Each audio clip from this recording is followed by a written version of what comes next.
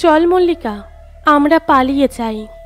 দুটিতে মিলে অনেক অনেক দূরে চলে যাব। সংসার পাতব, বাচ্চা কাচ্চা হবে। তুই কি মাথা মোটা বাসু? কতদিন বলেছি রোজ রোজ রোজগারের সব পয়সা মাসিকে দিয়ে এখানে আসিস না।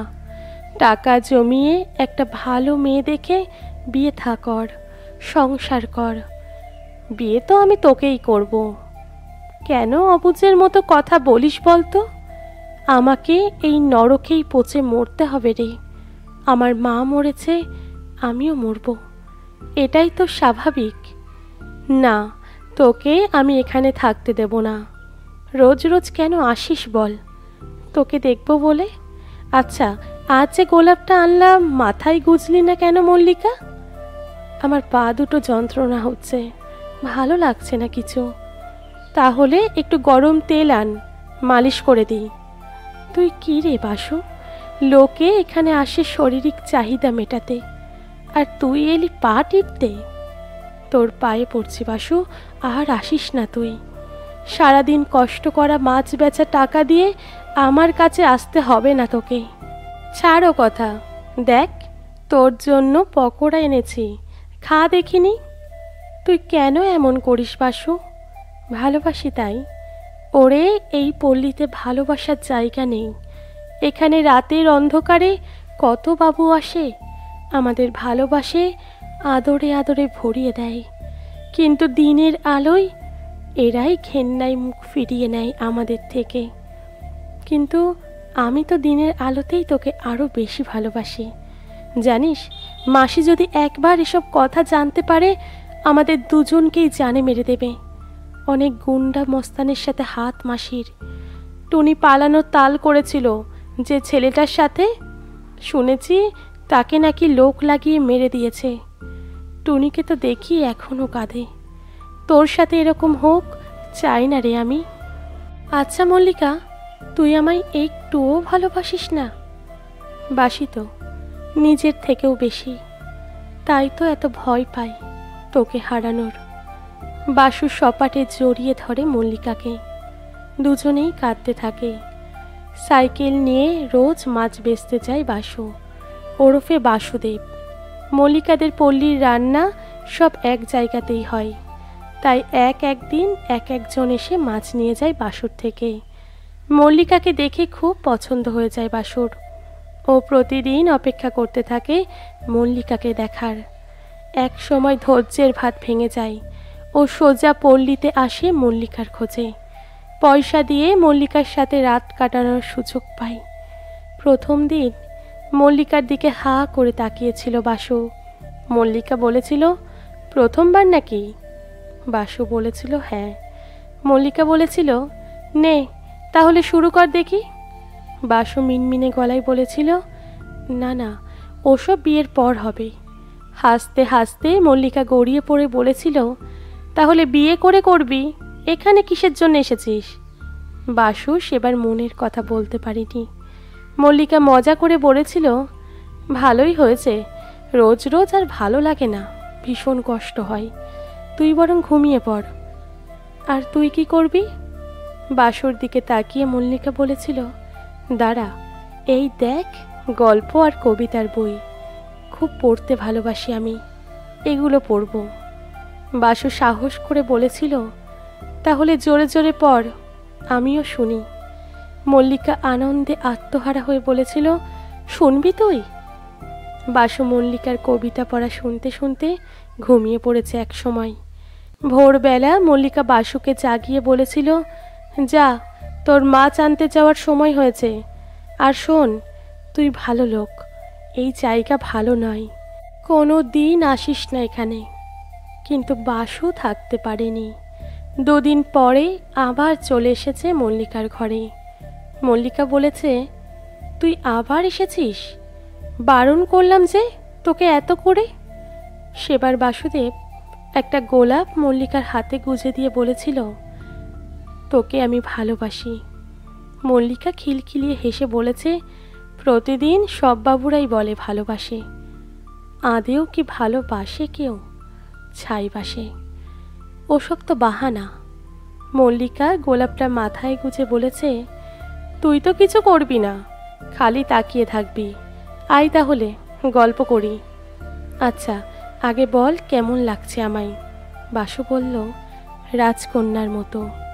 তুইও পারিস বটে, রাজকন্যারা শরীর বেচে পেট চালায় বুঝি? তোর নাম বাসু, তাই না?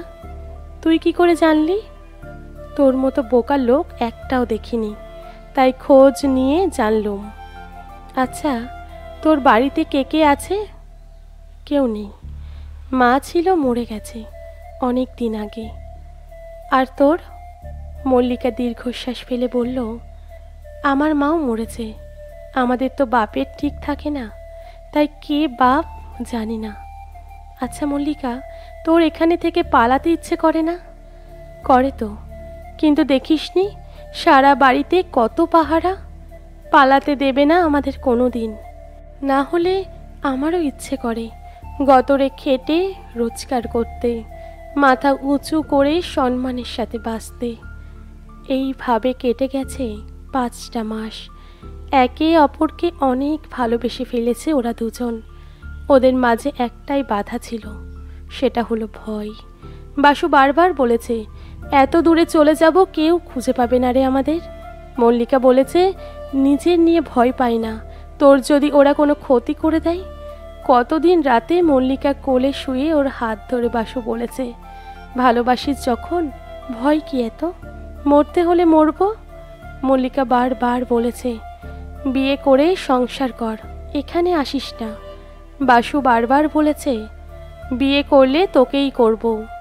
সেবার জ্বর নিয়ে বাসু এলো মল্লিকার ঘরে। মল্লিকা মাথায় জলপট্টি দিয়ে সারা রাত বসে থাকলো। বলল, বাসু, মাসি সন্দেহ করছে তোকে, রোজ রোজ আমার ঘরে আসিস বলে। ভোরে জ্বর নিয়েই ফিরে গেল বাসু। মল্লিকা চিন্তায় অস্থির হয়ে পড়ল। দুশ্চিন্তা আরও বাড়ল যখন পরপর 3 দিন এলো না বাসু। মনে হাজার চিন্তা ভিড় করল মল্লিকার। বাসুর শরীর কেমন আছে? ওর খারাপ কিছু হয়নি তো? এমন কত কিছু। 5 দিনের মাথায় মল্লিকা ওদের লিডার ময়না মাসিকে বলল, শরীরটা ভালো নয় মাসি, আজ আর পারবো না, আজকের দিনটা ছুটি দাও। সেদিন রাতে শাড়ির আঁচল কোমরে গুঁজে কিছু টাকা সাথে নিয়ে বড় গাছে উঠল। শরীরটাকে হিচড়ে হিচড়ে পাঁচিলের ওপর পর্যন্ত পৌঁছে গেল মল্লিকা। দেখল অনেক জায়গায় ছিঁড়ে গেছে, কিন্তু এত কিছু না দেখেই নিচে লাফিয়ে পড়ল মল্লিকা। আওয়াজ শুনে ছুটে এলো দারোয়ান।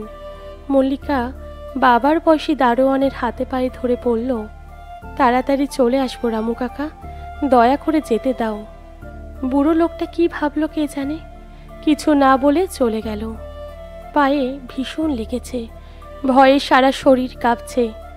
অন্ধকারে ছুটতে শুরু করলো মল্লিকা। বাসু যেমন বলেছিল, খুঁজে খুঁজে একসময় পৌঁছে গেল ওদের বস্তিতে।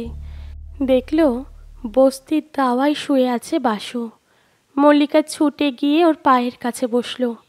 বাসু বলল, তুই এসেছিস মল্লিকা? মল্লিকা বলল, হ্যাঁ রে এসেছি। এই অসুস্থ অবস্থায় বাসু বলল, আর ওখানে তোকে ফিরতে দেব না।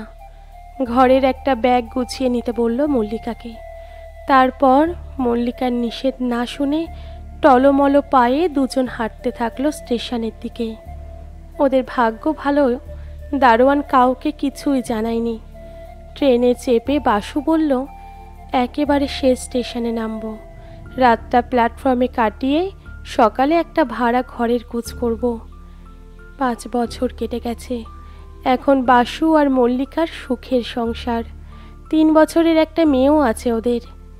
বাসুর রোল চাউমিনের ভীষণ নাম ওখানে। প্রথমে শুরু করেছিল একটা ভাড়া ঘরে দোকান করে।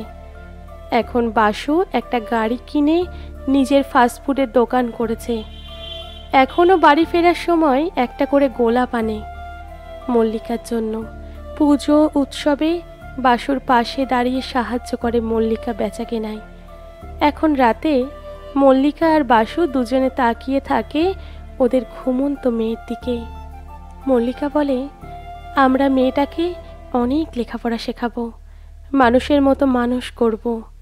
বাসু হেসে বলে, তারপর একটা রাজপুত্রের সঙ্গে মেয়ের বিয়ে দেব। মল্লিকা বলে, তারপর? বাসু বলে, তারপর বাকিটা জীবন ভালোবাসতে বাসতে দুজনে কাটিয়ে দেব। বুড়ো হয়ে গেলেও তোমার জন্য গোলাপ আর জুই আনা বন্ধ করব না। লজ্জা পেয়ে মল্লিকা মুখ ঘুচল বাসুর বুকে। কলমে শ্রাবন্তী মিশ্রী।